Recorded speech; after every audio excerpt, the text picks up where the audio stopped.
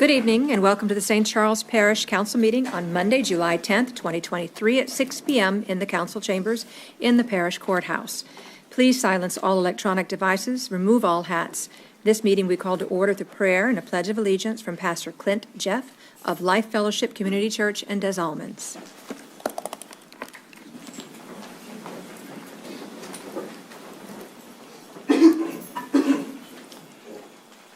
Let's pray. Father in heaven, we come before you in the name of Jesus. We ask that your blessings and direction rest upon this meeting this evening. Your word declares that if anyone lacks wisdom, that we should pray to you and you will give it freely.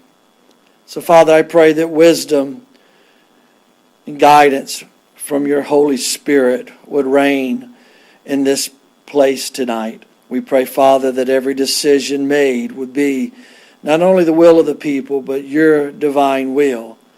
Because we know, Father, that when your will is accomplished, success, God, is experienced by all. So, Father, we thank you for this time together. Now bless it.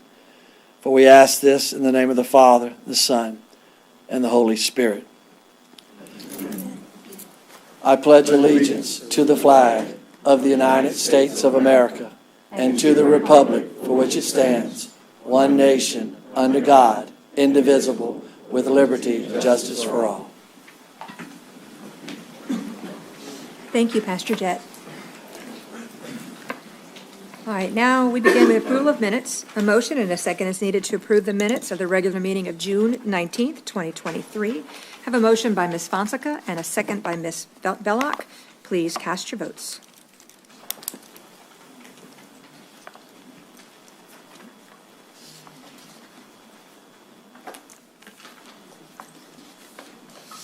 And that passes unanimously with Councilman Fisher and Councilwoman Fisher-Cormier absent tonight. Okay, next, special business proclamations, canvass returns, etc. Item number 2023-0165, in memoriam, Stephen C. Steve Wilson. Ms. Fonseca. Thank you, Madam Chair. Parish of St. Charles, in memoriam. Whereas on March 5th, 2023, Almighty God, in his infinite wisdom, saw fit to call from amongst us one of his most worthy servants, Stephen C. Steve Wilson. And whereas Steve was a resident of St. Charles Parish and was dedicated to his family, his loving wife, Danya Aber Wilson, his children, Casey, Zachary, Quincy, and Aaron, and his grandchildren, Kinsey, Emily, Sloan, Adeline, Kaylee, and Corinne. And whereas Steve retired from Motiva Enterprises in Norco after 25 years, where he held the position of Environmental Assurance Coordinator and spent many years serving the people of St. Charles Parish and the state of Louisiana in numerous capacities. And whereas in 2000, Steve was appointed to the Pontchartrain Levee District, served 4 years as Commissioner at Large to the board, and became president of the Pontchartrain Levee District Board of Commissioners in February of 2004, representing 6 parishes on the east bank of the Mississippi River. Under his time in leadership, he worked tirelessly to secure funding for multiple flood protection projects throughout his district and beyond. And whereas in 2005, Steve was appointed by the governor to serve as the Levee Region 3 representative with the Coastal Protection and Restoration Authority, a position which he held until 2015. He also served as president of the Association of Levee Boards of Louisiana from 2010 to 2016, representing all 26 levee districts throughout Louisiana. He took great pride in his work to protect life, property, and the future for the people he served. And whereas Steve served on the St. Charles Parish Planning and Zoning Commission from December 7th, 1992 to October 3rd, 2002, and was commissioner member of the American Planning Association in Louisiana. He also served on the St. Charles Parish Library Service District Board of Control as the District 3 representative from August 1st, 2014 to July 31st, 2017. And whereas Steve was instrumental in the guiding force in the completion of the Bayou Trepanier pump station in Norco and the Cross Bayou station in Destrehan, as well as the Lake Pontchartrain and vicinity Hurricane Protection Project to provide a 100-year level of flood protection to the east bank of St. Charles Parish. And whereas the loss of Mr. Steve C. Wilson and his dedication to the betterment of St. Charles Parish will surely be missed by all. And whereas, on behalf of the citizens of St. Charles Parish, the Parish Council and the Parish President wish to posthumously honor Mr. Steve Wilson as a dedicated citizen of St. Charles Parish. Now, therefore, be it resolved, we, the members of the St. Charles Parish Council and the Parish President, duly assembled on this 10th day of July 2023, do hereby express our sincere sympathy to the family of Mr. Steve Wilson, September 16, 1959 to March 5, 2023. Be it further resolved that this memoriam shall be inscribed on a page in the official minute book of the St. Charles Parish Council, and that when this meeting is adjourned, it shall be done in his memory. May he rest in peace. We have the family of Mr. Wilson here to accept this plaque.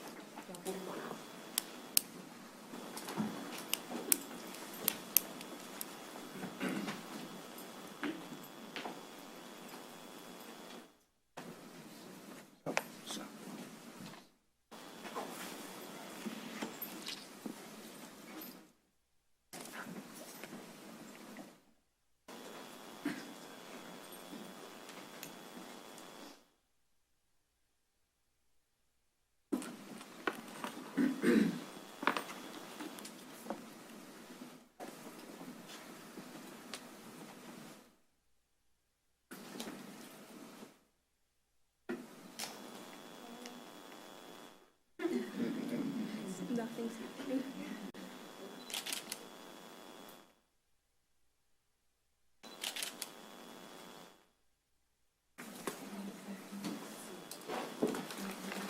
I would just like to.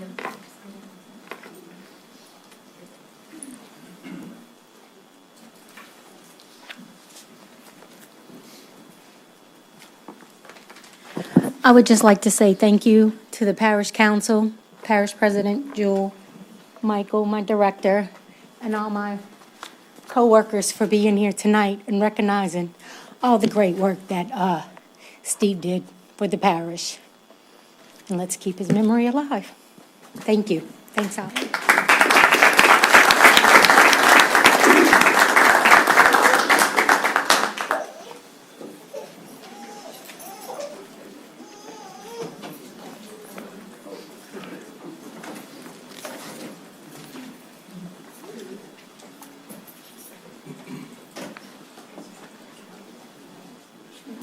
Okay.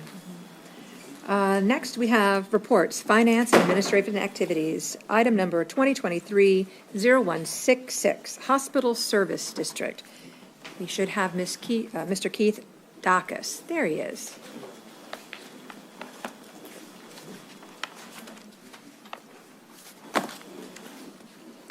Good evening. Good evening. Thank you all for allowing me the opportunity to come speak to y'all and give y'all a couple updates. I think I've got some slides.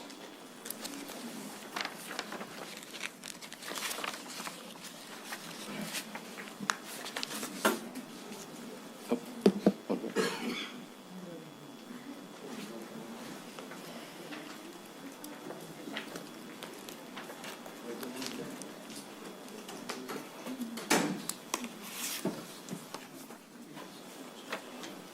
I'm just going to do it. I'm going to do it too. Okay. Thank you.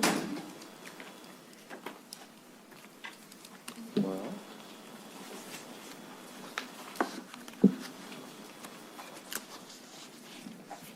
Gotcha. Thank you.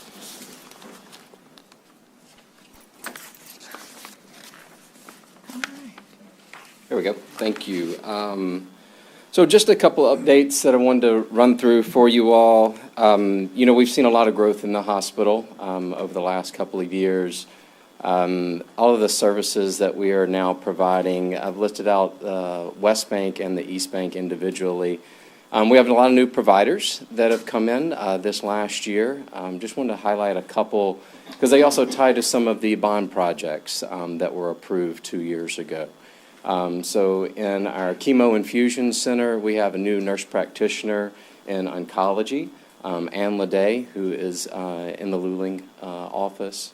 Some of our other services that we're providing as well, ortho, which also ties into our new MRI and caring suite, which was also a bond project.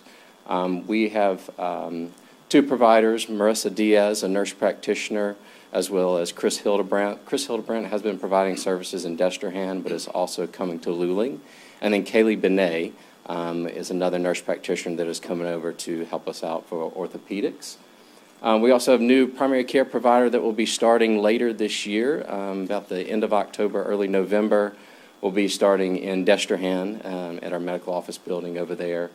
And then we also have, the last one is our ENT, which is on our East Bank side. We have new ENT providers. We provide pediatric and adult services for ENT. Dr. DeLaurel is a pediatric-only ENT provider, and we have Dr. Tozan and Dr. Burke as well that do adult and pediatrics. We continue to expand on the East Bank side. It's seen a lot of opportunity for us to grow there. Primary care is our mainstay there, but we've also added sports medicine. And then some of our orthopedic physicians that are in Luling, we're also opening a clinic in Destrehan as well to continue to provide more services over there. We are taking care of, this past year, just about 19,000 patients through those 2 facilities.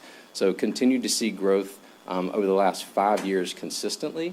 And over the last 3 years, we saw 30% growth, and last year we saw 20% growth in the number of patients that we're taking care of. I talked about some of the bond projects. So there's a couple of projects that we're still planning. So the athletics, the sports performance, we've done about half of that. And that's in Ormond, in our physical therapy location. We have a weight room where we provide performance training and performance improvement services. And then we're also going through planning for our new surgery center, where we continue to expand access there. We've seen a lot of growth in ophthalmology services. It's probably been one of our fastest growing services. That's a new one that we've also added to Destrehan. And then the ones that are in progress right now, 2 infrastructure projects with cooling towers, as well as generators, hooking up our generators. So the whole hospital will be on life-saving generators. What we saw during Hurricane Ida is that we knew that there was pieces of the hospital that we didn't have on backup power, but now through some CARES fundings that we got during COVID, we were able to purchase a generator that's large enough to power the whole hospital. And so now this project is tying all of the electrical pieces together. Mental health services, we continue to grow in mental health services. We'll be building an intensive outpatient program. So if you know, just north of the hospital, we purchased the land that was there to grow our outpatient service for behavioral health. And so that's where the new facility will be constructed, probably within the next 18 to 24 months. And then 3 projects that are completed. So we have 2 new ambulances on the road today. We have a 3rd one that is on order. So really excited to have some new trucks. Also provided those with all of our trucks. We put lift equipment in there so it makes it easier to transport the patients, getting them in and out, less stress on our teams. This is a picture of the new chemo infusion center. So we went from 2 chairs to now we have 7 chairs where we're taking care of patients. We've seen growth over the last 6 months. Last month, we took care of 471 patients in that new chemo infusion center. And then the last is our MRI caring suite. It does provide quicker scans, so it used to be about 30 to 45 minutes for your typical scan. Now it's about 10 to 15 minutes for a scan, so a lot less time that patients have to be laying still on the table. But I will say, while they're still on the table, there is also a TV. They can watch TV. They can listen to music. So it makes it much more comfortable in there for our patients. And then just also want to say a big thank you to the council and everybody that's come out to support the hospital through this past year. We've opened 6 new services or locations. Through some of our partnerships, Valero, Shell, as well as United Way has been gracious to help out the hospital in supporting different programs. And then also through the residents and the bond funds that we've been able to continue to grow and provide more care here locally. Any questions or anything I can answer for you?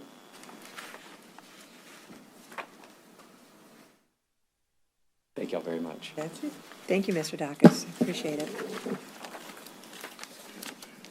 Okay, next up, item number 2023-0167, St. Charles Community Health Center with Ms. Conger. Is she here? There she is. Okay.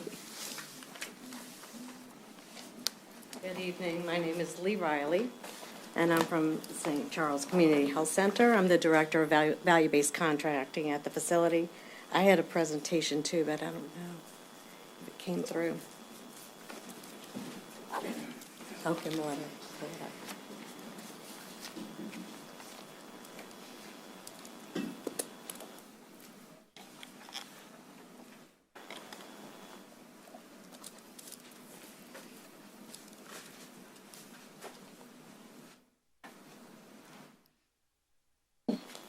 Just click on through it.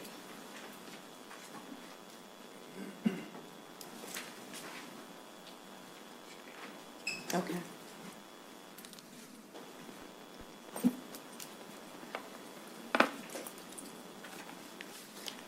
Okay, so the subject matter I was asked to discuss tonight was the unwinding of Medicaid.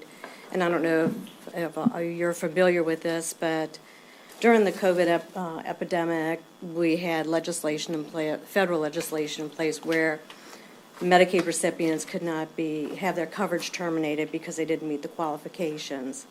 Then in December of 2022, the feds also decided to end that coverage, that protection, and on April 1st, 2023, patients who were on Medicaid started to go back to the regular verification process where they would see if they met the requirements for the coverage. So we're seeing patients who started on April 1st having their benefits looked at by LDH, and on July 1st, they'll begin terminating patients who have Medicaid coverage who don't meet the requirements longer. It's predicted that between 280,000 and 350,000 people under the age of 64 will have the potential to lose their Medicaid coverage. To kind of give you an idea of the impact of that to St. Charles Parish, between 30 and 35% of the population is in Medicaid. At our Luling Clinic, the member mix there, payer mix, is 59% Medicaid, 15% Medicare, 18% commercial coverage, and 8% uninsured. At our Norco Clinic, 55% of the patients seen there have Medicaid coverage, 9% Medicare, 16% commercial, and 20% insured. So LDH sent out what they call pink letters to Medicaid enrollees, letting them know they needed to update their demographic information and be on the lookout for an enrollment packet so that they would be able to verify the eligibility requirements again. Some of the patients don't have current information with LDH, so they may not have gotten the pink letter. They may not be aware. There have been billboards, there have been commercials about it as well. So if the patient doesn't know, the only time they may find out is when they come into our clinic and we check their eligibility, and we may have to tell them that they lost their Medicaid coverage. So we have a plan in place to help these recipients. We have, at each one of our clinic sites, certified Medicaid enrollers. So it doesn't even have to be a patient that's affiliated with Access Health. They can walk in and we can help them complete a Medicaid application. The application is an online application. Some people are unable to complete the application, so we assist them. And then we can take walk-ins too. If they prefer to do the application in person with us, they're welcome to do that. Also, we have a team of case managers who help patients who may have lost their coverage. We help direct them to the Medicaid website as well. And then we can also help them with social drivers that they may be having issues with, like food and housing and utilities and prescription assistance. And again, as we have a number of services that we provide to the community, which include adult primary care, behavioral health services, WIC services, pediatrics. We have our own 340B pharmacy. We provide diabetes education, podiatry services, cardiology, dental, and nephrology. And one of the biggest advantages of the patients having their care with us is that they have access to our discount pharmacy program. We have same-day appointments available. We offer a sliding fee scale if they're uninsured, that we can take payments from them at what they can afford. We can offer transportation assistance, translation services, sign languages, patient portal access, and chronic care management services. So does anybody have any questions that I could answer about the unwinding process? Ms. Cluley? Madam Chair. Even though their Medicare, Medicaid, whichever one it was, is canceled, they can still be seen through your facility, right? Yes, ma'am. That's it. And we'll help them apply. Also, what's part of this federal funding is coverage to the healthcare exchange in the marketplace. The feds implemented new programs where basically a patient could get a health coverage with a zero premium, up to $10 a month, based on their income, so they can still seek services and have insurance coverage. So even if they don't qualify for the Medicaid coverage any longer, they can still get some type of insurance coverage. So we can help the patients, get them directed to the healthcare exchange as well. All right. Okay. Thank you, All Ms. right, Riley. thank you. Thank you. Okay, item number 2023-0168, Parish President, remarks and reports. Mr. Jewell. Chairwoman, I know we're going to have a rather long meeting tonight. We have a lot of items on the agenda, so I've kept this meeting short, this report short, I should say. And so I'm just going to report to you that sales taxes are up for May. They're going to be up 2.43% from May of 2022, and we are still 5.99% year over year up. So sales tax is still holding on pretty strong. Thank you, President Jewell. Ms. Gordon. Yes, thank you. What is the status of the Waterworks building? You talking about the current lobby or the lobby under construction? Both. Okay, so the current lobby is open on Wednesdays, and that day is an important day for our Waterworks office because that's the day that lock-offs happen. And so residents are able to come in and pay their bill to prevent that lock-off or get unlocked if they have been locked off. We had to switch to that scheduling because of staffing shortages. We had a lot of retirees and have just had turnover from civil servants moving throughout St. Charles Parish from the Waterworks office. And our goal is going to be by the end of July, we'll be back because we've been able to staff up and are in the training process. By the end of this month, move to Tuesday, Wednesday, Thursday. And then when the new building or when the original building is complete, as you know, it's under renovation right now from Hurricane Ida, to go back to our full hours at that time. That's scheduled to be in September when that building's going to be complete. Additionally, and we'll be announcing this soon, but we are in the process of bringing our billing processes into the 21st century by doing an updated billing software that's going to give our residents much better access to see their bill online, see their water usage online. And again, we've talked about this in the past, that goes hand in hand with those new water meters that we're doing. That's going to allow people the visibility to see their water usage in real time. All right. Any other questions? Thank you, President Jewell. Okay, ordinance introduced for publication, public hearing, and adoption at the public meeting on Monday, July 31st, 2023, 6 p.m., Council Chambers Courthouse, Hahnville. Item number 2023-0171. Ordinances and resolution introduced for publication and public hearing Monday, July 31st, 2023, 6 p.m., Council Chambers Courthouse, Hahnville. Item number 2023-0177. 2023-0178, 2023-0179. Now, ordinances scheduled for public hearing that were introduced at a previous meeting. Item number 2023-0152, an ordinance approving and authorizing the execution of change order number 1, final, for the Hill Heights Drainage Improvement, project number P190802, to decrease the contract amount by $116,284.80 and 41 calendar days. Mr. Bingham. Good evening. Thank you, Madam Chair. This bid was by APC Construction to complete the work for about $844,383 in a 90-contract-day contract. They completed the contract in 49 days and only spent $728,098.20, and that's why we have a deduct of both days and construction dollars on this, and we'd appreciate your approval of this final change order. Thank you, Miles. File number 2023-0152 is now open for public hearing. If there's anyone who'd like to come up and speak regarding this item, please do so now. Seeing none, public hearing is now closed. Is there any council discussion?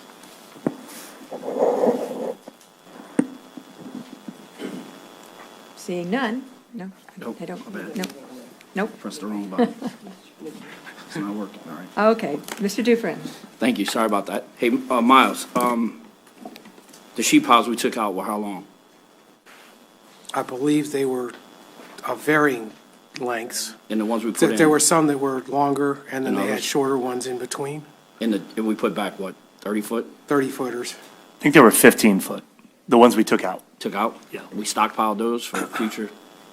A lot of them were too badly damaged to stockpile. All right, and the big deduction, it seems like were we planning on redoing a bunch of yards that we had so much topsoil? 60-some thousand or whatever it was, extra in topsoil? I think we saved in a couple different areas. We also had some contingency items that were not used, so we were able to deduct those as well. And we did save on some of the topsoil as well. It looks like the topsoil was the biggest Yeah. one. All right, thanks. Is there any additional discussion? Seeing none, please cast your votes for file number 2023-0152.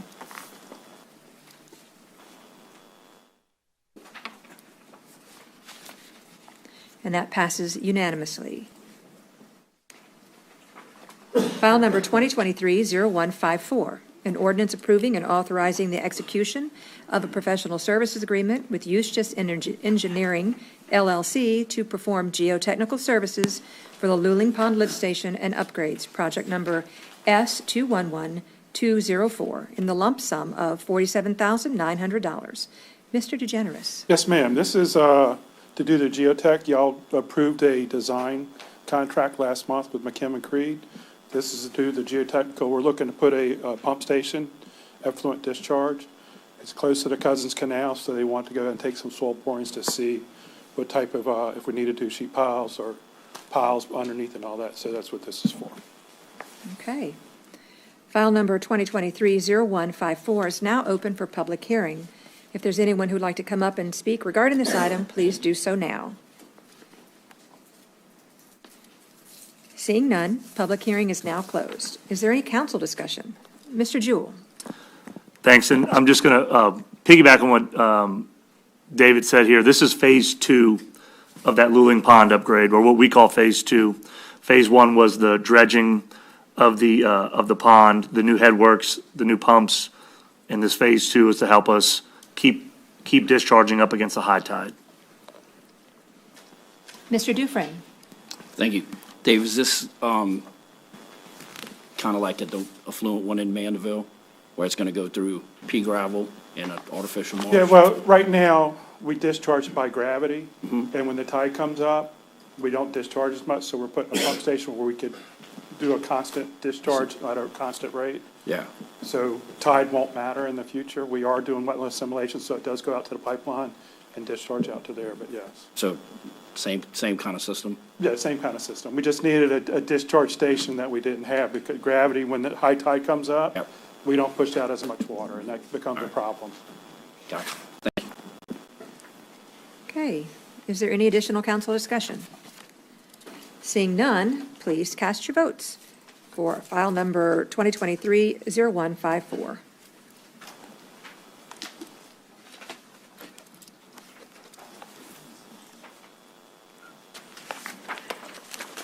And that passes unanimously.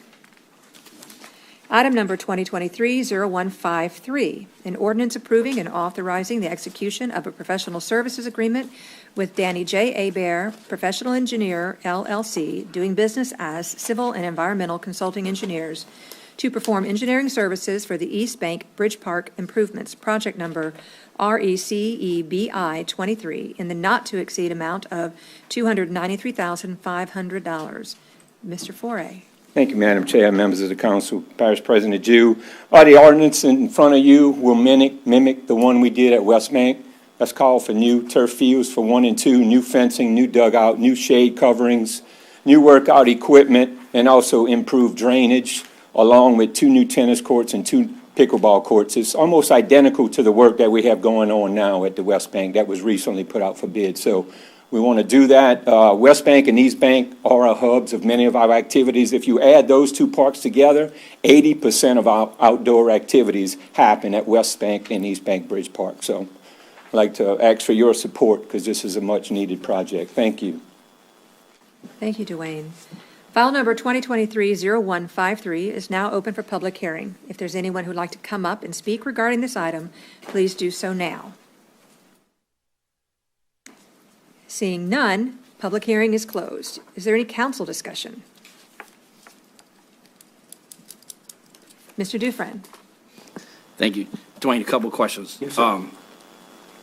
I'll just ask them, too, and then you could just answer them. Okay. Fencing, dugouts, any of that can be attributed to Ida, and will we be able to recoup Some any of it, money no. from the insurance for that? Yes, sir. We are getting some funds for that. Okay. What about insurance?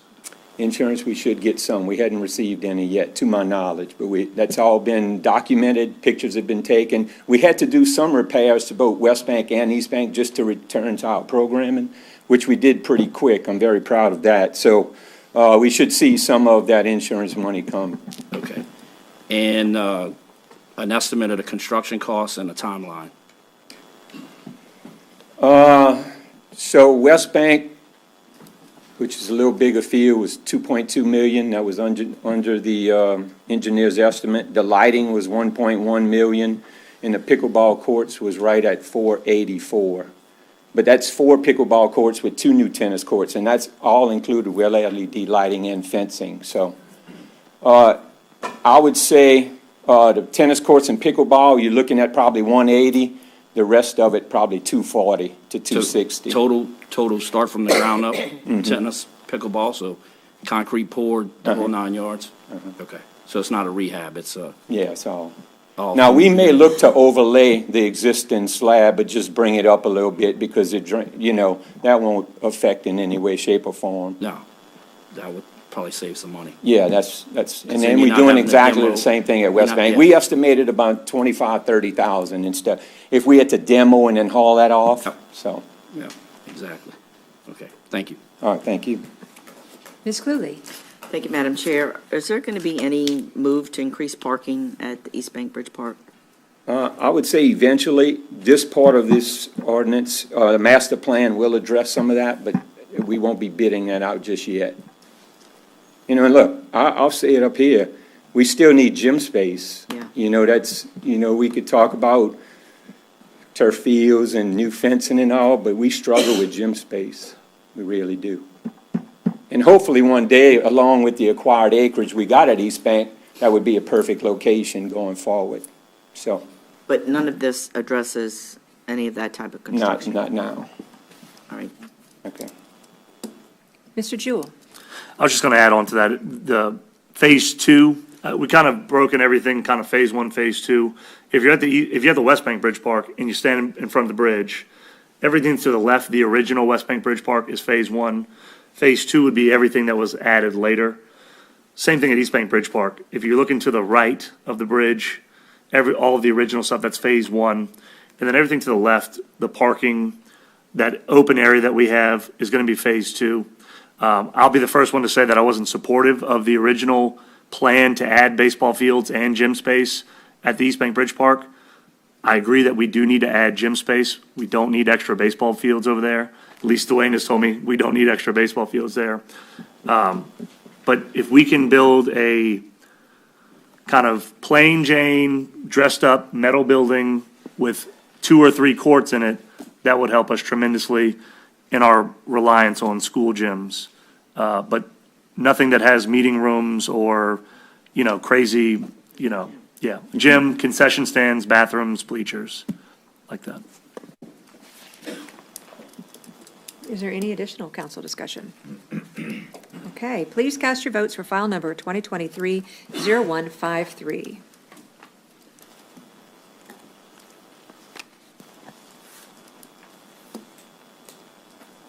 And that passes unanimously. File number 2023-0156, an ordinance approving and authorizing the execution of a professional services agreement with Volkert Inc. to perform engineering services for the KCS Canal Drainage Improvements, project number P230401, in the not-to-exceed amount of $260,348. Mr. Bingham. Thank you, Madam Chair. This project actually replaces one that we had earlier in the master drainage plan, but with some of the changes that we needed to make in the master drainage plan with the new pump stations and the elimination of some of the water from our watershed, that project became sort of unfeasible to do. It didn't fit with the new plan. This is taking the place of that project and actually improves the water transfer along the KCS projects. We will be plugging some culverts across KCS to isolate the watershed and also improving the ditches. It's a pretty straightforward design project, and we'd appreciate your support. Thank you, Miles. File number 2023-0156 is now open for public hearing. If there's anyone who'd like to come up and speak regarding this item, please do so now. Seeing none, public hearing is now closed. Any council discussion? Ms. Fonseca. Thank you, Madam Chair. Councilman Fisher could not be here tonight. He's on a turnaround, but he asked that I speak on his behalf. He is asking for our support not only on this contract for engineering services, but also engineers in Good Hope Canals, pipeline location investigation, the US 61 Canal Improvements Project, and engineers canal pump station improvements. He says it's vital that we get the engineering for these done. The master drainage plan has already identified these as important to the improvement of the Norco drainage. So he thanks everyone for their support. And I also would ask for everyone for their support for this. Councilman Fisher and Councilwoman Billings and I attend the monthly meetings with the Norco Civic Association, and we hear about their need for these drainage improvement projects at every meeting. So they've been waiting for these, and I'm happy that the administration has brought these forward. Thank you. Thank you, Ms. Fonseca. Is there any additional council discussion? Mr. Dufresne. Miles, culvert size now, what are we upgrading to? We're not actually upgrading any culvert size. The only thing we're doing is actually plugging some of the ones that go towards the north to keep the water from going across the tracks and going into the old drainage system, and actually rerouting it to the east to the new pump stations. And we have enough capacity in the existing culverts, so we don't need to do any upgrading in that sense. And what's your estimation on budget for construction? Or what are you looking at? Earmarked? I'm not exactly sure. I could get you an answer for that. Okay.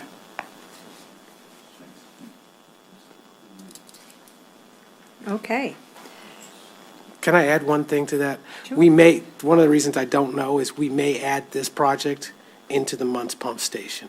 So we may get benefit by not bidding it separately. We may just add it as a part of that, as will be the US 61 ditch, the one along the ditch there. So we may get some economy there. Okay, please cast your votes for file number 2023-0156.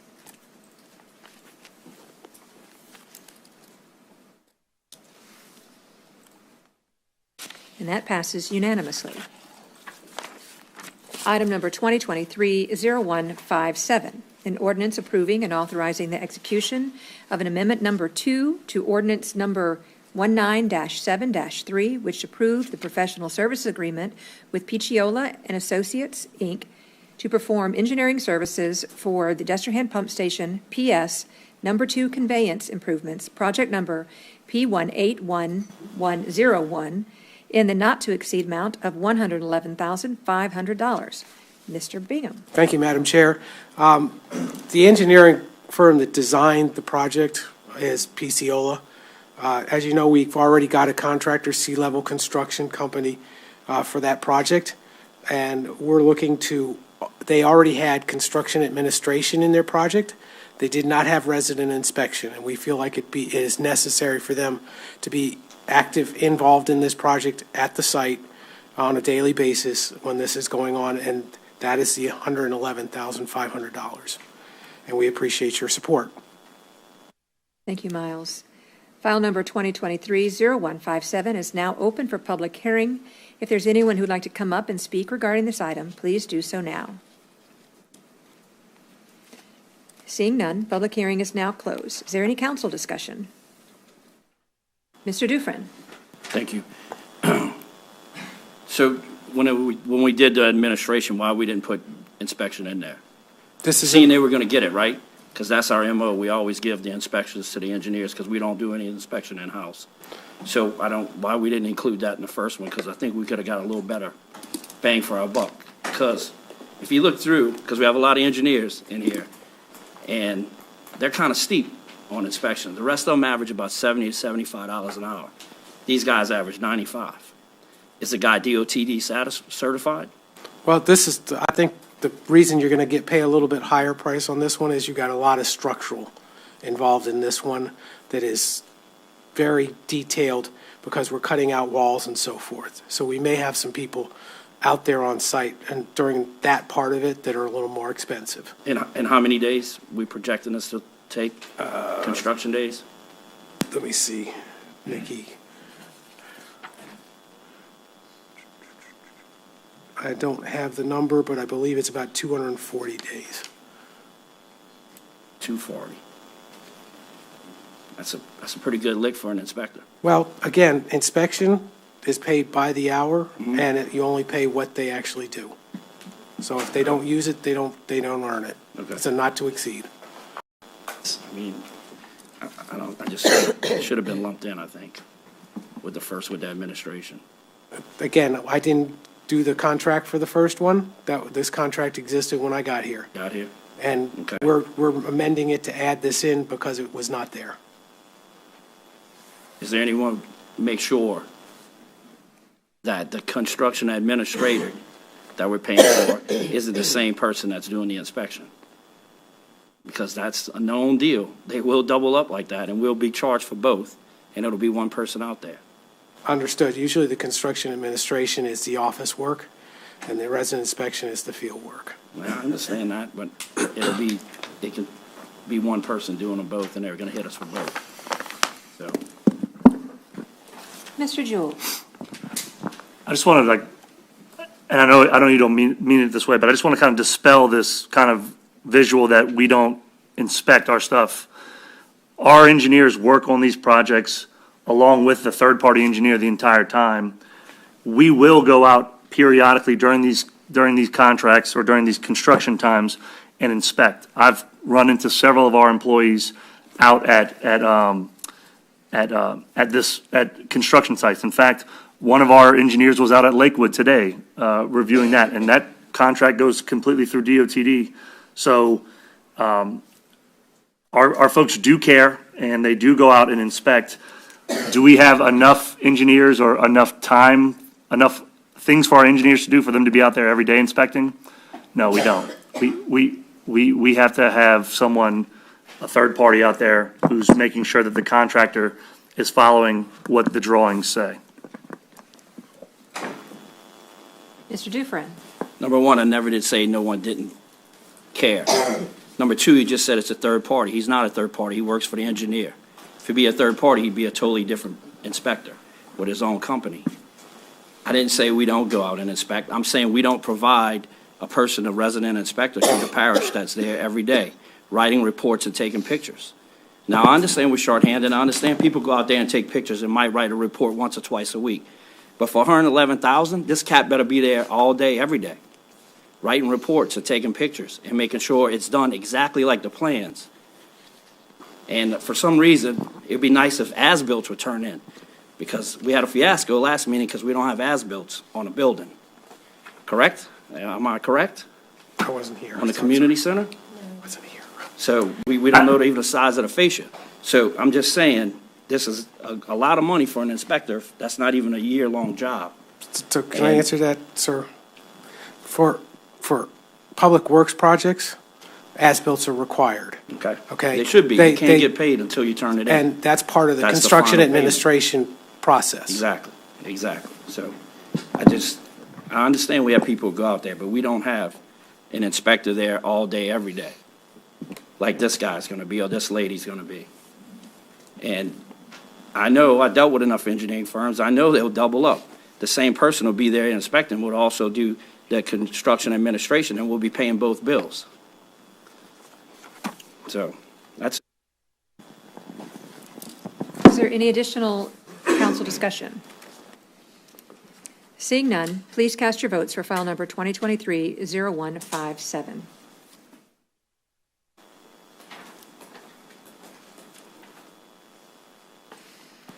That passes unanimously.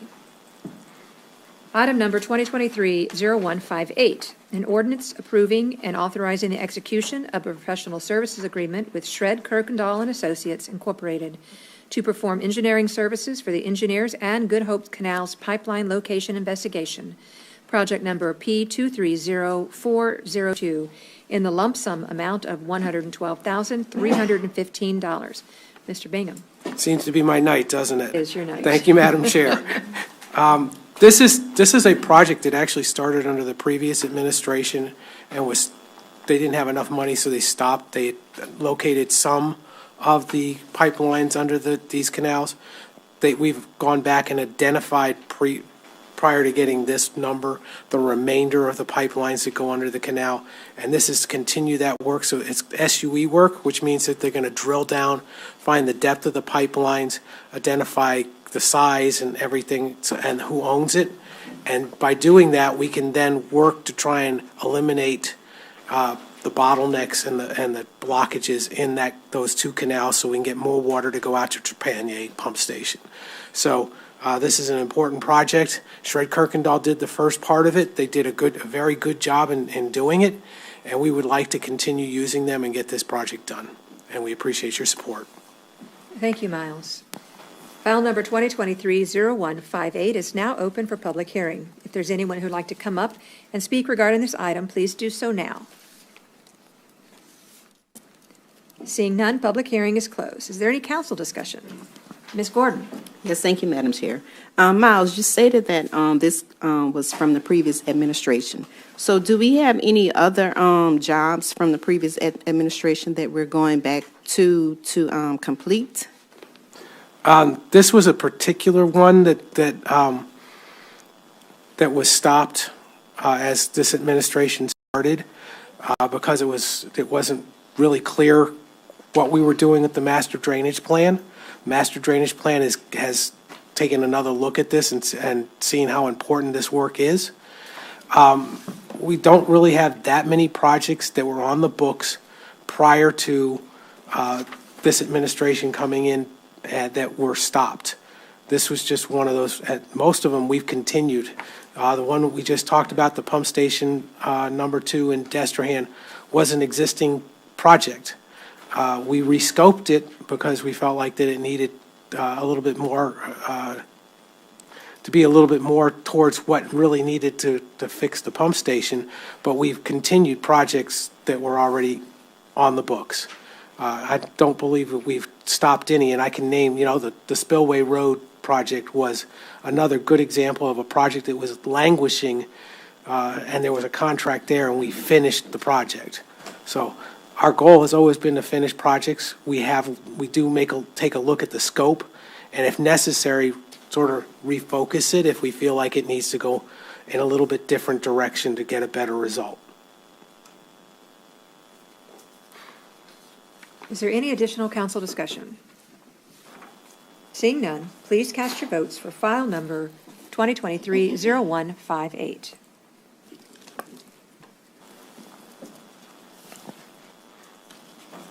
And that passes unanimously. File number 2023-0159, an ordinance approving and authorizing the execution of a professional services agreement with Bryant, Hammett and Associates, LLC, to perform surveying services for the Texaco Road Survey, project number P230601, in the lump sum amount of $41,640. Mr. Bingham. Thank you again, Madam Chair.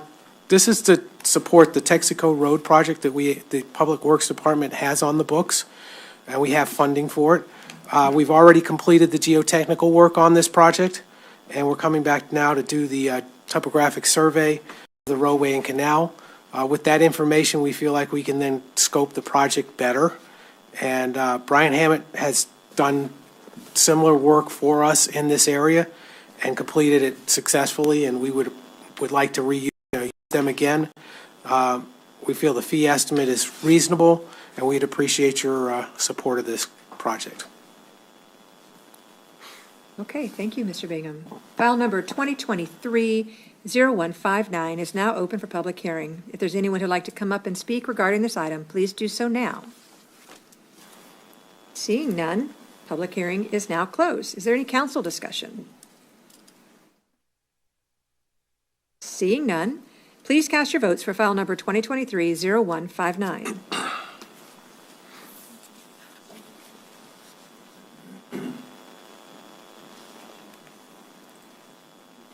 That passes unanimously. File number 2023-0160, an ordinance approving and authorizing the execution of a professional services agreement with Principal Engineering Incorporated to perform engineering services for US 61 Canal Improvements Project, project number P230602, and the not-to-exceed amount of $48,656.25. Mr. Bingham. And what a way to come back from vacation, right? So this one right here is similar to the one that we did for Volkert just a little while ago. As a result of all the work that we did in the master drainage plan to get the Muntz pump stations and to go through the permitting, this project was a part of that process. We needed an engineer to finish out the plans and specifications for it. It may be bid as part of the Muntz pump station. It will need to be done very close proximity to it because it does involve some of the changes that we need for that. And so we'd like to get this going and get it done so we're ready when the pump station is ready to go.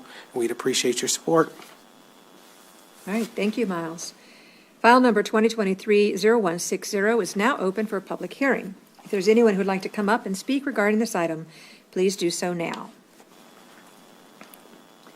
Seeing none, public hearing is now closed. Is there any council discussion? Mr. Dufresne. Miles, it's just a preliminary, or this is like? No, this is actually the final design. We've actually done a lot of the preliminary design was done as part of the master drainage plan because we had to do through a bunch of modeling to support the permit. Okay. So this is just really getting the final plans together so that we can. So what they come up with is what we're going to do? Yes. Okay. Is there any additional council discussion? Seeing none, please cast your votes for file number 2023-0160.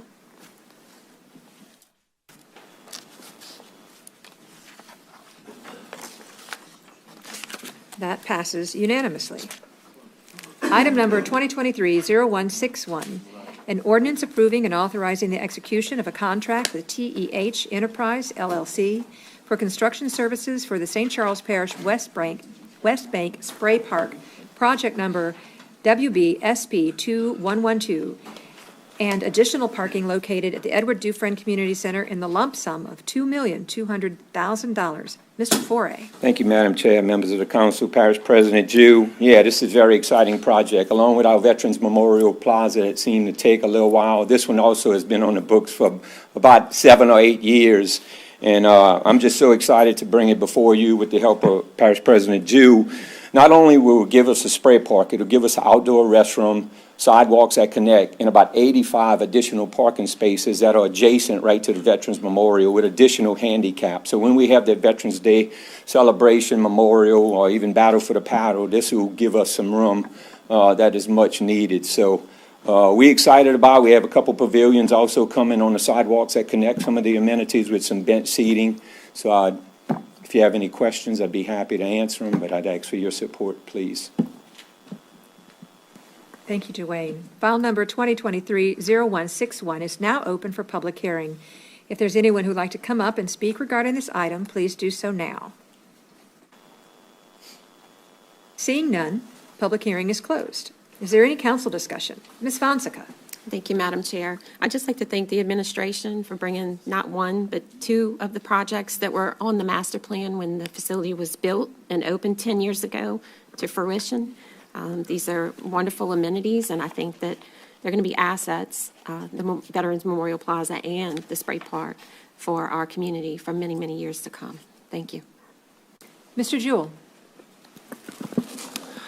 Thank you. I just want to say that I would appreciate the council's support on this. This is an exciting project, and I think it's a great project because we've been able to go out and leverage a couple of different funding pots to support this. We got $750,000 from the state of Louisiana to build this spray park. Additionally, we received, the original park was built with a $500,000 grant from the 29th Judicial Fund through Judge Chasson, and he's committed $900,000 to this one. We were able to get more from Judge Chasson on this, so we want to thank Judge Chasson on that. And so when you add that combined total, it really is allowing Recreation to stretch what we can do with our budgeted monies. And so, again, I appreciate everybody's support. And then lastly, I'll say that this one will be slightly different from the one in Ormond. It'll be kind of themed, be kind of a swamp theme. So all of the amenities will look like either an alligator or a frog or things like that. So a fun little place for the kids, and maybe y'all can help us name it. Ms. Belloc. Thank you, Madam Chair.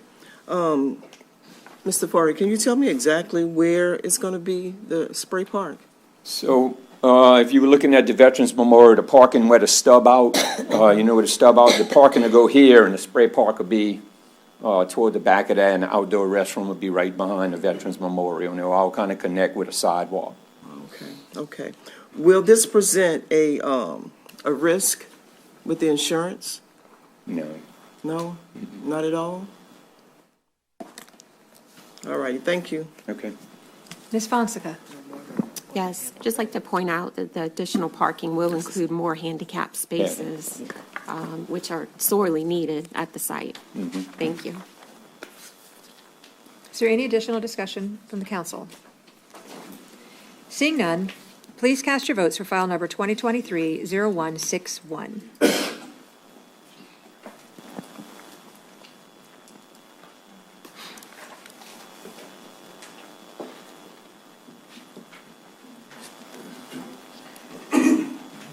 That passes unanimously. Item number 2023-0162, an ordinance approving and authorizing the execution of Amendment Number 1 to Ordinance Number 2-6-9, which approved a professional services agreement with Volkert, Inc. to perform engineering services for Engineers Canal Pump Station improvements, project number P220206, and the not-to-exceed amount of $716,508. And back to Mr. Bingham. Thank you, Madam Chair. As a note, the first part of this project, since this is an amendment, was for a scoping study to study different concepts for this pump station. This is a critical piece of the puzzle for NARCO, increasing this thing. It's priority 1 in the East Bank Master Drainage Plan for the NARCO watershed. And it's going to include a full topographic survey, geotechnical investigation, utility coordination, which there's going to be a fair amount of that, and the design and construction of the new pump station. So we would appreciate your support of this. It's a very important project in Norco. Thank you, Miles. File number 2023-0162 is now open for public hearing. If there's anyone who would like to come up and speak regarding this item, please do so now.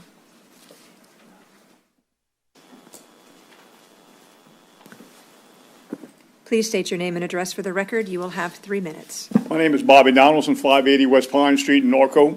I'm here to speak in favor of this ordinance. It is very vital to the drainage system in Norco, as Mr. Bingham just said. And if we alleviate one home from flooding with this project, it is certainly worth it. So I hope that you will vote in favor of it. Thank you very much. Thank you, Mr. Donaldson. Is there any additional public speaking? Seeing none, public hearing is now closed. Any council discussion? Mr. Jewell. Thank you, Chairwoman. This is the single most important project that we can do in the Norco watershed. One of the issues you have in Norco is mostly everything is draining to Engineers Canal.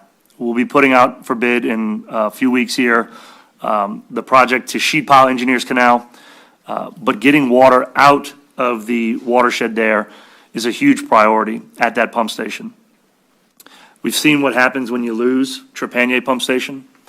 And so being able to beef up this pump station and, more importantly, or just as equally as important, adding a sump area to store all of that water that is just waiting to get pumped out that either can't make it to Trepanier or can't make it out is incredibly important. I think that you are going to see a tremendous improvement to the overall drainage of Norco once this project is completed, and I ask for your support. Mr. Dufresne. Thank you, Madam Chair. Miles, so it's a whole redesign. I'm familiar with this pump station because in 2010 it was rebuilt.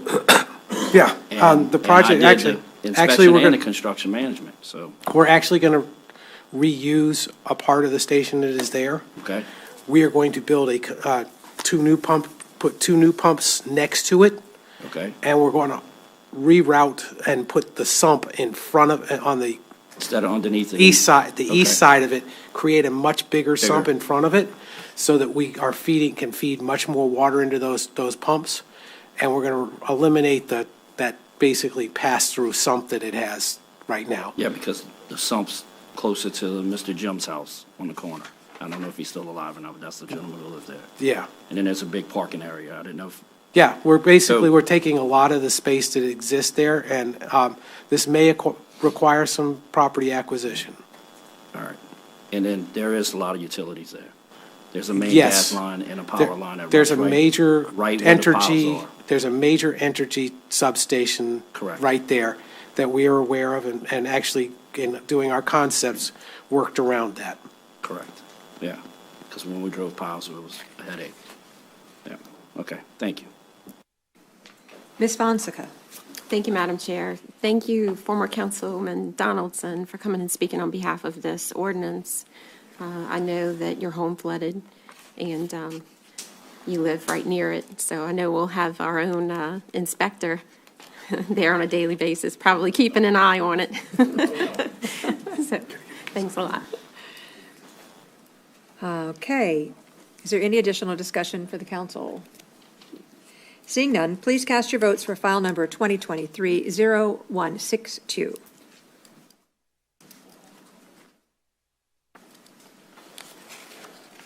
That passes unanimously. Item number 2023-0163, an ordinance approving and authorizing the execution of Amendment Number 3 with Principal Engineering, Inc. to perform design services for the East Bank Master Drainage Plan, project number P200601, in the amount not to exceed $569,737.50. Mr. Bingham. Thank you, Madam Chair. This is the end of my marathon. So this project is the last of the East Bank Master Drainage Plant. It'll include all of the remaining parts of what we call it's Destrehan, where the business park is and so forth. It also includes some additional money for the work that principal engineer did supporting our LWI application for the sites 1 and 2 in Ormond area, and also some of the work that they did supporting the Muntz pump stations out in the Muntz area. So it's a little bigger than you might think for just the areas we're doing, but it also includes that as well. Thank you, Miles. File number 2023-0163 is now open for public hearing. If there's anyone who would like to come up and speak regarding this item, please do so now. Seeing none, public hearing is closed. Is there any council discussion? Seeing none, please cast your votes for file number 2023-0163.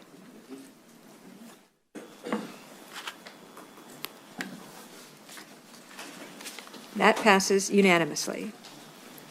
Item number 2023-0164, an ordinance to amend the 2023 Consolidated Operating and Capital Budget Amendment Number 1 to add revenues and transfers totaling $32,441,531 in addition of accumulated fund balance of $25,228,515 and expenditures including transfers totaling $56,347,813 for all of government funds for the purpose of adjusting beginning 2023 fund balances across all funds to match ending 2022 final budget balances and to reapply various construction, architectural, engineering, and other fees unexpended in 2022 for parish projects that were not completed during 2022 and apply them to 2023. Mr. Dewsome. Thank you, Madam Chairman. As stated, this is our annual rollover amendment, the first amendment for the 2023 budget, wherein we are taking everything that was not completed in 2022 and rolling them into 2023 so that they can continue on. And Miles can leave me alone because he's always asking about all his projects. As a benefit for the general fund, we did end up with, after this shuffle, about $2 million more in the general fund, which the parish president decided to stick towards the $1.5 million to the East Bank Bridge Park upgrades and also $500,000 to Bethune Park. And everything else was all the projects that were in there before, just being able to continue into 2023. And we would appreciate your support. Thank you, Grant. File number 2023-0164 is now open for public hearing. If there's anyone who would like to come up and speak regarding this item, please do so now. Seeing none, public hearing is closed. Any council discussion? Seeing none, please cast your votes for file number 2023-0164.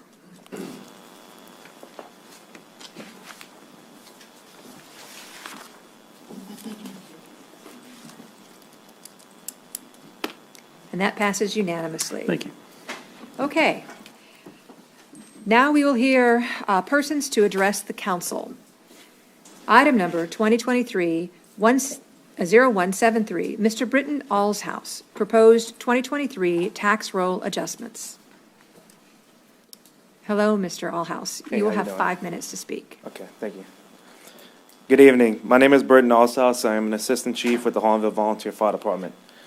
Although I'm a representative of Hollandville, I have a deep understanding of emergency services and management in this parish, with my additional standings as a captain with Luland Fire, the leader of the St. Charles Parish Technical Rescue Team, and a fire representative with the St. Charles Parish Safe School Audit Team, and various other local committees and groups I'm affiliated with. I'm here today to vocalize my disapproval of a rollback for the fire services millage. I must admit, the fire service has done a poor job of informing parish officials of the state of our fire service, and this has historically been an issue, well before my time. Although we are trying desperately to change this, I can't help but use this time to inform the public and the council of the crisis your fire service is facing. I speak for all firefighters to say that we have a burning passion, a passion for helping others. Since the fire service's inception in St. Charles Parish, a parish has relied upon men and women to put their lives on the line for their community, and doing so without compensation, incentive, or financial gain, strictly volunteer. I'm here to tell you that unfortunately we cannot rely on 100% volunteer service anymore. The fire service in St. Charles Parish is in a crisis. Life safety should be the first and foremost, most important issue concerning the public servants of the parish, because if we cannot protect our citizens, then we have failed them. Fewer people are getting into the volunteer fire service across the country. We are seeing it firsthand in our community. Additionally, the average age of the volunteer firefighter is high. According to the NFPA, in 2020, 33% of the volunteer force are over the age of 50. That compares to 1987, when only 15.9% were older than 50. The statistic is very clear within our parish fire service. It is great concern for not only the fire service, but should be a great concern for all of us in this room. We have an aging volunteer fire force that is becoming limited in what they can do, with very few successors joining our agencies to replace these individuals who have committed to the protection and for the parish for many years. The current state of the St. Charles Fire Service is not good, and the trends are showing that it's only going to get worse. The fire service in St. Charles Parish is extremely underfunded, so underfunded that departments are unable to afford to hire full-time staffing 24 hours a day, which we desperately need. A rollback is only going to compound this problem, as a rollback is taking away more money from an already severely underfunded fire service. I mentioned earlier that I'm a rescue leader for the St. Charles Parish Technical Rescue Team. Founded in 2017, this is a special operations service that is made up of volunteer members from all 9 fire departments, with a goal of providing technical rescue services that this parish has a major need for. Since its inception, we have responded to and successfully performed multiple life-saving rescues. I'm here today to tell you that if we do not address the fire service's dire situation, the citizens and visitors of our parish will lose this life-saving service. If we do not address the fire service's dire situation, the citizens and visitors of this parish will lose many other critical and life-saving services. The fire service provides EMS in the parish. Even though it is not in our original contract to do so, we have done so without complaint nor resistance. We are a huge asset in ensuring the success of St. Charles EMS, and without us, EMS services could face an even bigger crisis than what they are already dealing with the lack of interest in the EMS field that is plaguing the country. Aiding EMS has greatly increased our call volume through the years. We still have a major interest in assisting EMS, but we may not be able to with the trend that we are on. If the situation of the fire service is not addressed, we would not be able to continue to provide other critical life-saving services to the parish, such as response to motor vehicle accidents with entrapment, which require expertise in freeing victims from entrapped vehicles and even hazardous materials. In the St. Charles Parish Emergency Preparedness Plan put out by the EOC, it states that the fire department is responsible for containment of hazardous chemical threats and establishment of the incident command post. If the parish expects us to handle hazmat, then where is the support on this? One of the biggest threats facing our parish, and yet municipal emergency response agencies have little to no capability of handling these incidents due to lack of funding. Your fire departments are struggling to meet the growing demands of the parish, and our fundings have not kept up with this.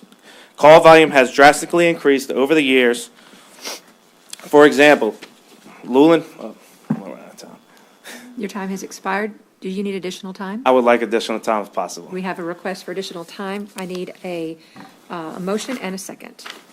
I have a motion by Mr. Dufresne and a second by Ms. Gordon. You have an additional 3 minutes. Okay. For example, Llewellyn Fire responds to an average of 600 to 700 calls. I'm sorry. We didn't vote. Oh, I'm sorry. I'm getting ahead of myself. I'm sorry. I'm interested. I'm sorry. It's the first time doing Please this. cast your votes. And that passes unanimously. Now you have 3 Okay. minutes. Sorry about that. Sorry. You don't have to wait for the clock. You can go ahead, yeah. All right. Our call volume has drastically increased over the years. For example, Llewellyn Fire responds to an average of 600 to 700 calls for service each year. The last millage increase that the fire service received was around 1980, nearly 43 years ago. When this millage increase occurred at the time, Llewellyn Fire ran only around 150 calls for service. That is an approximately 466% increase in call demand since our last millage increase. Not to mention, we are an all-hazards response agency, meaning we respond to all disasters and emergencies in the parish. This is something the fire service has undertaken through the years compared to us being strictly fire back in the 70s and 80s. We are by far one of the most underfunded fire services in the state of Louisiana in relation to population we cover. For example, Bayou Cane Fire Department's annual operating budget is $7 million. Bayou Cane has approximately 22,000 citizens. Just Llewellyn Fire District 2 alone has a population of 18,000 with only an annual budget of $1.1 million. If you do your research, we turn out to be one of the most underfunded fire services in the state.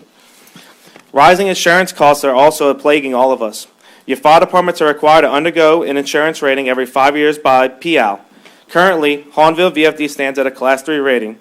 If we do not address the issues of manpower and funding for the fire service, it is highly likely our insurance rating will drop, which will drive up homeowners and business owners' insurance all across this parish. Most important of all, I have great concerns about losing the trust of the public.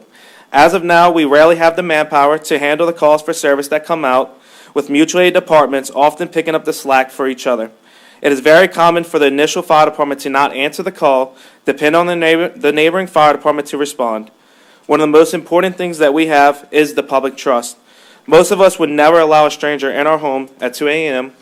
However, we do so day in, day out without resistance from the public, because those who call upon us know they can trust us and know that we are there to try to change the outcome of their worst day possible to a positive.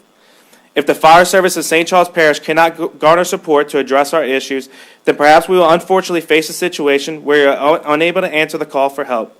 If we cannot answer calls for help, then we will lose all public trust, as you have seen recently with agencies such as the tragedy in Uvalde, Texas. Once we lose public trust, we lose everything that we have built for 50-plus years. I thank you for your time and extension of time as well. Thank you very much, Mr. Alhouse. Right.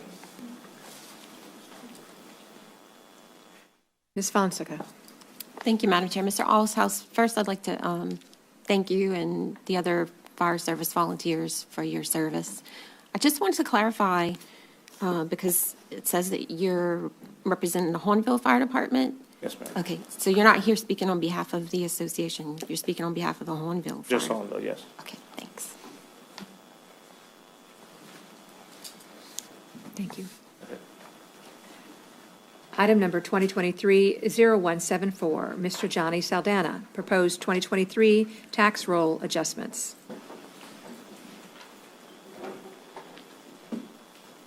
Hello, Mr. Saldana. You'll have 5 minutes. Good evening. Thanks for letting me speak. I was going to say exactly what I was going to say. But you could hear the passion that in Britton's voice. You hear the concerns. I'm one of the older guys in the department. I started when I was 42. I've only been in this is my 5th year. But I'm asking, please, to consider not doing this rollback. The parish has done a great job of lowering the millage over the last 4 years to keep it at, 1.64 lower? And that's without affecting us, lowering us at any point. So if it could please stay where it's at. It's very critical. We had the presentation with the assessor and President Jewell that, things are looking great for the future. The estimates, the taxes, and the benefits that we would receive, but we really need the max that we could get to sustain the quality of service and provide the equipment, not that we want, but that we need. Other things, there's other agencies that dictate what we need, what standard we need to be, and that's kind of out of our control, and I don't want to see us go in the wrong direction. I really do feel that there is more dialogue needed with the council, with the parish, to have that communication on what we need and what's going on and when things are going to expire, how much equipment we're going to need to keep up with certain standards. So it's a good bit, but please consider not doing a rollback. And I know next year is also a reassessment year, at least till next year, so we could have a better communication on how to proceed. That's all. Thank you, Mr. Saldana. Thank you. Item number 2023-0175, Mr. Matthew Alshouse. Oh, I'm sorry. Ms. Belloc. Thank you. Thank you, Madam Chair. Mr. Saldana. Oh, I'm sorry. What department are you representing? Hornville Fire Department. Hornville still? Yes, Okay. ma'am. Thank you. Thank you. Okay, item number 2023-0175, Mr. Matthew Alshouse, proposed 2023 tax roll adjustments. Hello, Mr. Alshouse. Good evening. You'll have 5 minutes. Matthew Alshouse, Fire Chief of Hornville Volunteer Fire Department.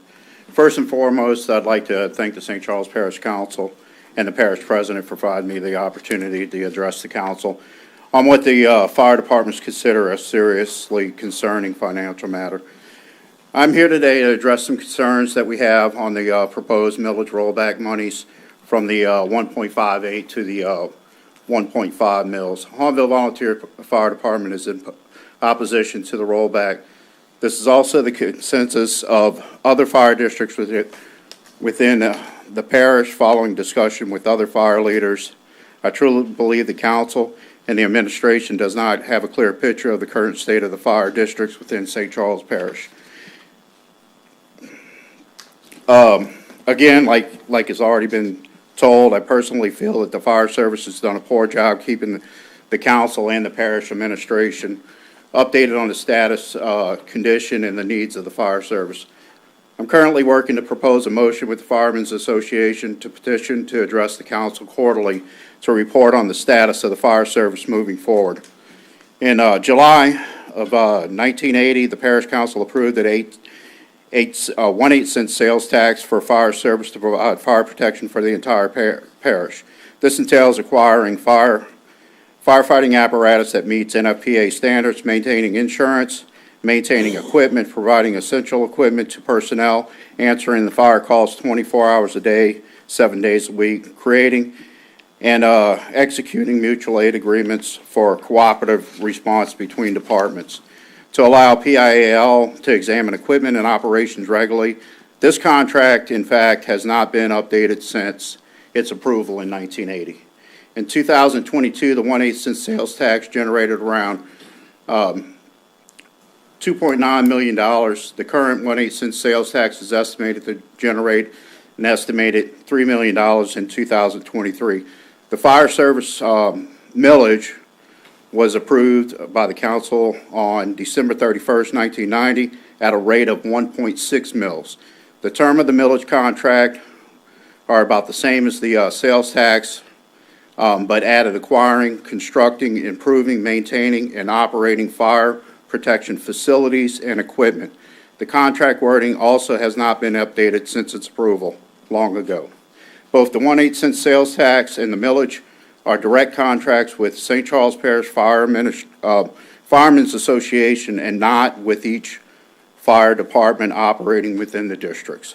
In 2022, the millage generated around $2.7 million, and the parish estimates that the millage in 2023 will generate $3.7 million in funding. Regarding estimates, would give the fire service approximately $6.4 million in funding compared to 2022, which generated $5.6 million available funding. It would provide an increase of $640,000 in available funds. In 2022, the expenses for the fire districts were around $4.7 million. In 2021, they were around $5.2 million. The spending represents mainly operation and maintenance costs. Hornville Volunteer Fire Department's expenses, $502,000 in 2020, $603,000 in 2021, $483,000 for 2023, and are at $558,000. I'm sorry, 2023, $558,000 currently. Hornville's operating budget is estimated to increase dramatically in the coming years to continue station upgrades, needed personnel, and aging apparatus and equipment needs. In 2022, financial figures were not used due to Hurricane Ida, and mistakenly. 2023, you see the where I'm calling out, the 558 expenditures to date. That is due to Hurricane Ida. So we have a lot of funds that are currently in our coffers for expenditures for repairs from Hurricane Ida. Hornville currently has one engine that is 32 years old and currently is being used as a reserve apparatus. Our second out engine is 28 years old, and our first out engine is 13 years old. NFPA recommends that frontline. Charles House, your time has expired. Do you need additional time? I would like additional time. We have a request for additional time. I have a motion by Ms. Fonseca and a second by Ms. Gordon. Please cast your votes.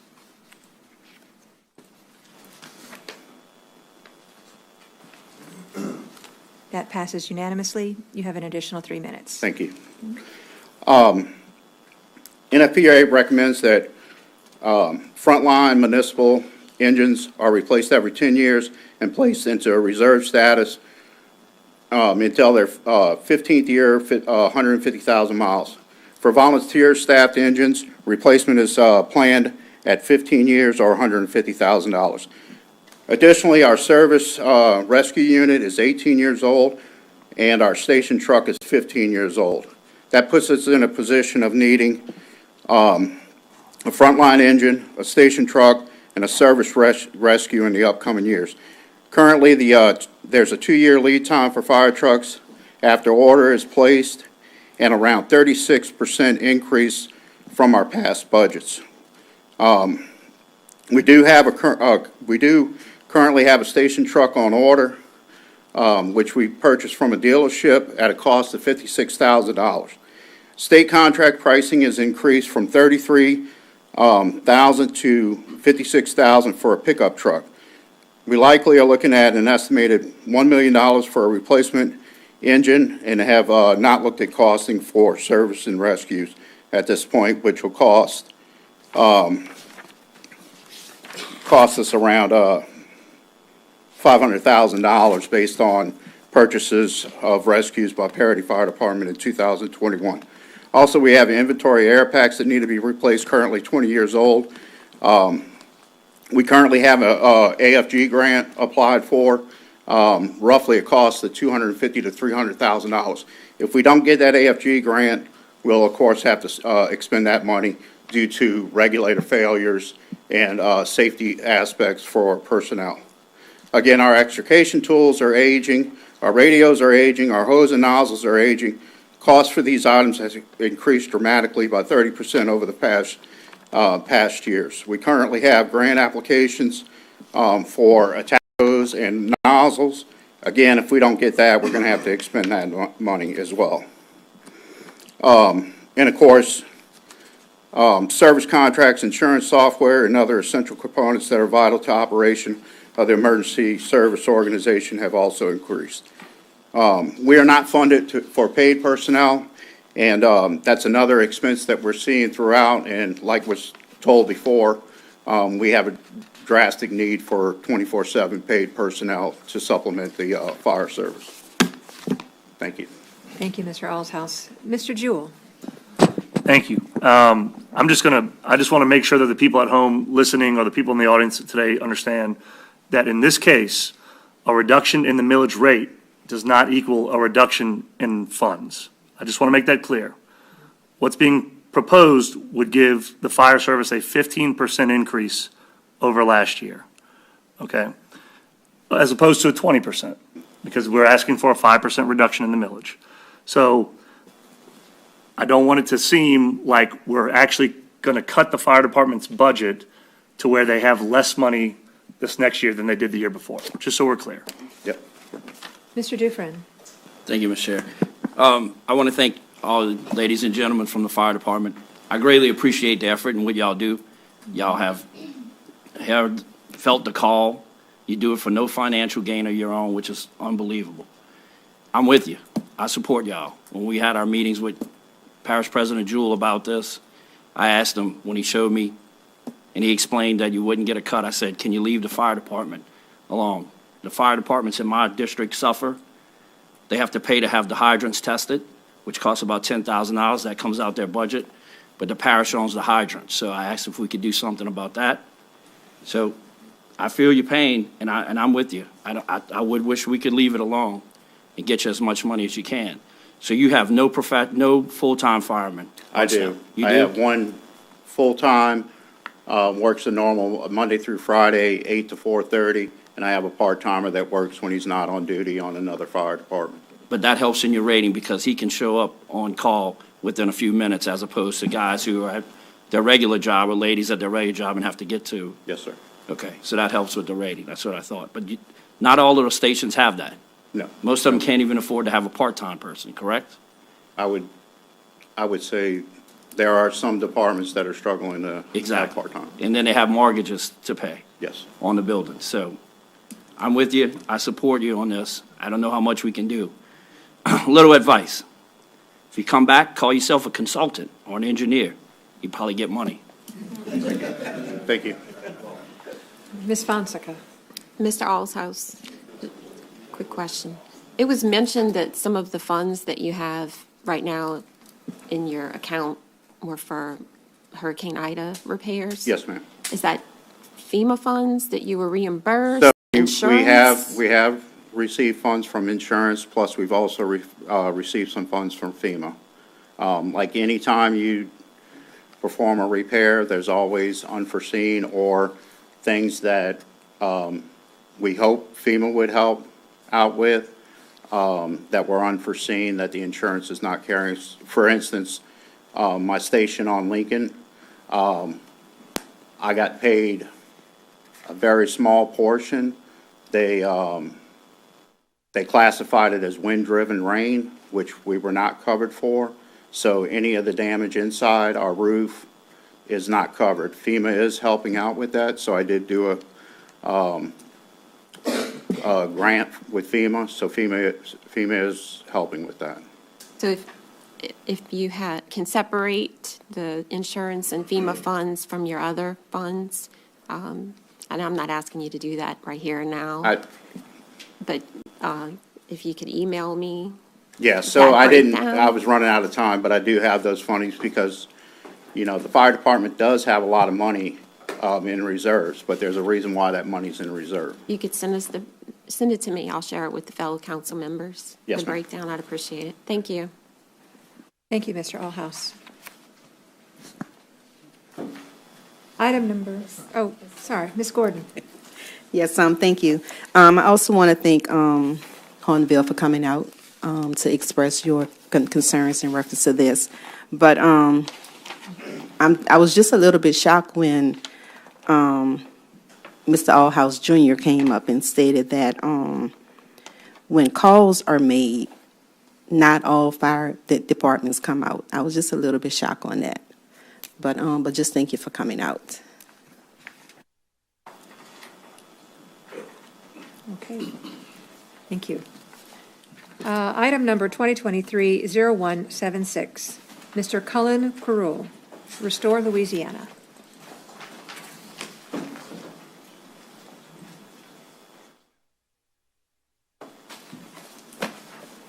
Hello, Mr. Carroll. Hello there. I'd You'll like to have 5 minutes. Thank you very much. I would like to inform the council and thus the people of St. Charles that South Central Planning will be administering a program for the state as we've done with past disasters. It's the Restore Small Business Program. There is also, yes, a Restore Homeowners Program, but that's not what this is. This is for businesses impacted by Hurricane Ida. And yes, we're on the verge of 2 years later, but this is kind of how these disaster funds come. So for any business impacted by Hurricane Ida that can demonstrate either $10,000 in physical loss or a 20% decline in revenue comparing pre-storm to post-storm, I would encourage you to come to our office. We have opened one in Booty. The application can actually be done at your home with a computer. There's an online application, but for many businesses, as I was listening to some of the other discussions earlier with regard to the Medicare people, there are a lot of people that just can't handle the application, and so we have staff that is eager to assist a small business owner in completing the application. Yes, it's federal money. It is a little bit complicated. There's a lot of paperwork, but it's a great opportunity. What is the opportunity? Yes, it is a loan, but we finance this working capital and equipment loan at the rate of 0% interest for 7 years. And for the businesses who complete, they dot their I's and they cross their T's. They produce the receipts, they produce tax returns until they're completed their payments. When they get to a 60% repayment rate, 40% can be forgiven. I guess where I'm going with that is they don't want to call it a grant, but the grant kind of happens at the tail end after they've completed a 60% repayment and done the paperwork. So again, it's a great opportunity. It's funding for working capital, and it's funding for equipment. It can be equipment that a business owner has lost and not been able to replace or repair. It's equipment that the business owner may have repaired. We can potentially reimburse them for equipment that they have repaired. There is also a very unique piece of this program whereby the feds are saying, and the feds and the state Office of Community Development, if a business owner can describe a piece of equipment that might have helped that business to be more resilient when the next storm hits, because, oh, by the way, there will be another storm coming, they will potentially fund that piece of equipment. Now, what am I talking about? Well, to me, the best example is a generator. If a pharmacy or a gas station could have had a generator, then it doesn't matter how long it takes for the utilities to come back. And that gas station may have been helping people that have evacuated in pumping gas and getting things moving again. Again, the same thing with the grocery stores, the pharmacies, the restaurants. Any type of business is eligible. Nonprofit businesses are eligible. And so again, I would encourage everyone to apply, or at least to look into it. Again, it's online. South Central's website has the application. Or again, we've opened an office in Booty at the River Region Community College. We have someone sitting there on Tuesdays, Wednesdays, and Thursdays, and they'll be happy to work with any business owner to get ready for and to literally apply for this opportunity. And I'll answer any questions. There are brochures that each one of y'all have received. I have left additional ones for anyone in the audience, and I will answer any questions if there are any. Ms. Cluley. Thank you, Madam Chair. Is this something that could help the fire department with them obtaining equipment or repairs to their buildings? No. Well, I'm going to say no. Nonprofits can apply, but it's nonprofits that have earned income. So I'm Chack Bay. So the Chack Bay Fire Department puts on a fair every year. So oddly enough, the fair is earned income, separate and apart from the millage. So that department would be eligible to apply. So I guess it's on a department-by-department basis. If there is earned income within their revenue stream, the answer could be yes. So nothing from a millage or sales tax is considered income, it's just funding? Correct. So maybe they need to start having a fair. It's a quirky thing. Again, the idea is that they will fund nonprofits, and what they describe it as it's being for the businesses within those nonprofits. A lot of, an example would be the daycare center at a church or the concession stand, for a recreation district. That's earned income. So again, it's federal rules, and the state is interpreting and handing us guidelines based on these rules. Thank you. But it does allow some opportunity for some nonprofits. Ms. Fonseca. Mr. Curall, did you say y'all do have the offices open up at River Parish Community College? Yes. What's the traffic been like for this? I will say we have about 15, 16 applications. We've been taking applications since May 1st. I'm happy to see 15, 16 applications, but I don't think that's nearly enough in comparison to the businesses in the parishes that are impacted by. So, call us on the 800 number, schedule an appointment, walk in, again, Tuesday, Wednesday, Thursday, about 9 to 4, 9 to 4:30. We'd love to see many more people applying. How much funding was allocated to South Central for this program? Okay, 1.2 billion came to the state. Of that, 50 million set aside for the small business program. No, let me rephrase, I'm sorry. 45 million set aside for the small business program. Of the 45, South Central was allocated 25 million. It is our understanding that that number may double. I understand Congress has approved another tranche of money, and that the state is working on how to disperse that piece. And we're going to absolutely ask for as much of that as we can get. Okay, and up to 150,000 per loan? The range is 10,000 to 150,000, and then there is that asterisk, the wonderful asterisk. By exception, you can be awarded up to 250,000. What type of exception would that be? Give me an example. Well, what's going to happen is the qualifications and eligibility, once you meet that threshold, they're asking for salaries and wages, utilities. They're going to calculate your award based on 6 months' wages, salaries, utilities, plus the equipment. Again, it's not hard to get that number to go up pretty quickly. A little So more ba- paperwork. Well, look, I have to apologize again. This program has a lot of paperwork. There's a No, lot of that's okay. I's to dot and T's to cross. None of us want to be on the front page of anybody's paper. So again, I get it. there's a lot of paperwork, but we also have the staff that can help people work their way through it. So again, yes, we're asking for utility bills and copies of your wages, non-owner wages, and we take the monthly average and multiply by 6. So if we can pay for your wages for 6 months, we can pay for your utilities for 6 months, your mortgage, your rent, then that's a pretty good number.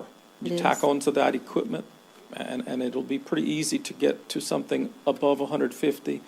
I anticipate that the notion of an exception request will be waived at some point when they realize most every file is going to reach that threshold. That's kind of what happened 6 years ago. We did the same program for the floods of 2016. St. Charles was not in that program. We did the work in other parts of the state, but the program mirrors what we did then, and eventually they didn't even bother with the exception. You just were able to get what the award calculated to. This is a lot of money available, could help a lot of people. Absolutely. In South Central region, so, well, I know the administration has already put out some Correct. And information on I it. appreciate the work that the administration has done to let people know about it. We just want to keep on doing it. We have till December to get applications in. And then how long? I don't know the answer. Again, our first applications, we're waiting on the state to accept them. They're still working through their software. Okay. I'm Might hopeful be that very long. soon, the first few applications will go in, and we'll see how quickly they get them funded. I still feel it might be a month or two away. All right, thank you. All right, thank you. Mr. Jewell. Just to say, I know we did share some information on this. I was just texting Samantha. We're going to go ahead and do like a water bill insert on this to make sure it just gets in every single person's mailbox and that every person sees it. Whether they are qualified or not for it, we know that most people look at their water bills. Thank you, that's great. Thank you, Mr. Carrillo. Item number 2023-0169, a resolution approving and authorizing the execution of an intergovernmental agreement between the state of Louisiana through the Coastal Protection and Restoration Authority Board and St. Charles Parish government regarding the construction of the Muntz Pump Station Number 1, PO 0200, project in Muntz. Ms. Chasson. Hey, good evening. So tonight, I bring before you the funding agreement with the Coastal Protection and Restoration Authority for $10 million for the construction of the Muntz Pump Station. So your support is needed for us to enter into that agreement. Thank you. Thank you, Carla. File number 2023-0169 is now open for public comment. If there's anyone who'd like to come up and speak regarding this item, please do so now. Seeing none, public comment is closed. Any council discussion? Seeing none, please cast your votes for file number 2023-0169.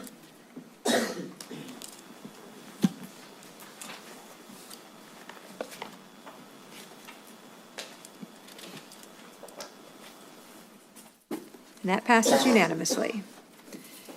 Item number 2023-0170, a resolution approving and authorizing the execution of a cooperative endeavor agreement between the state of Louisiana and through the Office of Community Development and St. Charles Parish in the amount of $6,314,616 for the Ormond Area Flood Mitigation Project, CN Railroad Culverts. Ms. Chasson. So thank you. This is another funding agreement tonight for $6.3 million. This is going to go to the CN Railroad Culverts project, and that is for sites 1 and 2. I think there's multiple sites with that name, 6. And so this is for funding those first 2. This is with the state community development block grant funds coming through the state Office of Community Development. Thank you. Thank you. File number 2023-0170 is now open for public comment. If there's anyone who'd like to come up and speak regarding this item, please do so now.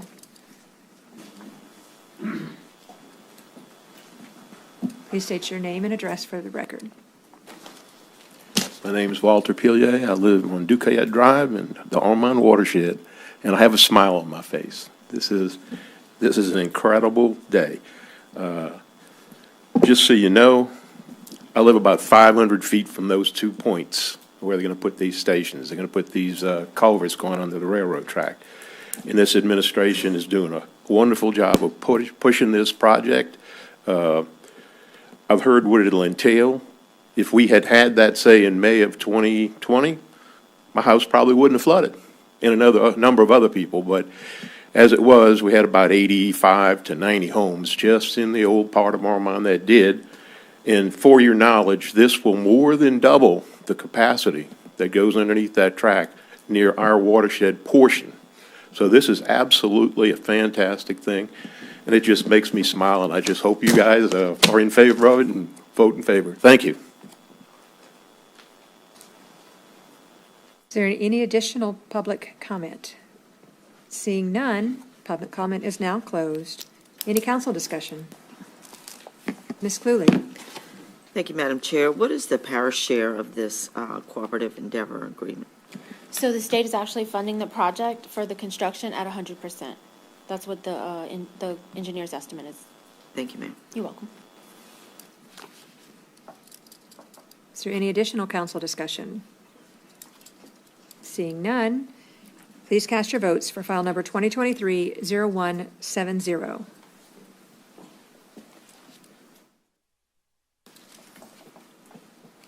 That passes unanimously. All right, meetings, announcements, notices, etc. Meetings, Pontchartrain Levy District, Monday, July 17th, 2023, 6 p.m., Pontchartrain Levy District Headquarters Complex, 2069 Railroad Avenue, Lulcher. Library Board of Control, Tuesday, July 18th, 2023, 6 p.m., Council Chambers. Board of Adjustment, ZBA, Thursday, July 20th, 2023, 6 p.m., Council Chambers. Housing Authority, Tuesday, July 25th, 2023, 6 p.m., Council Chambers. Hospital Service District Number 1, Wednesday, July 26th, 2023, 2 p.m., Council Chambers. Contract Finance and Administrative Committee, Monday, July 31st, 2023, 5 p.m., Council Chambers. St. Charles Parish Council, Monday, July 31st, 2023, 6 p.m., Council Chambers. Announcements. Notice is hereby given that a public meeting for the St. Charles Parish Council will be held in the Council Chambers on the second floor of St. Charles Parish Courthouse, 15045 River Road, Hahnville, Louisiana, 70057, on July 31st, 2023, at 6 p.m. to adopt millage rates. Please note, there will be a 3-week lapse between council meetings. The next regular council meeting will be held on Monday, July 31st, 2023. Finally, adjournment. A motion and a second is needed to adjourn. A motion by Mr. Dufresne and a second by Ms. Fonseca. Please cast your votes.